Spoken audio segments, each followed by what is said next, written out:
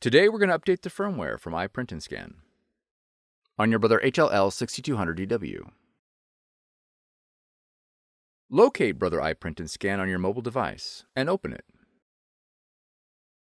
If a firmware update is available for your machine, you'll receive a notification.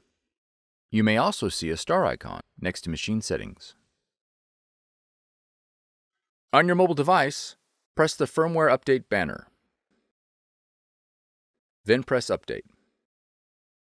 A Brother webpage for your machine will open. Enter your machine's default password to log in. Press Check for new firmware.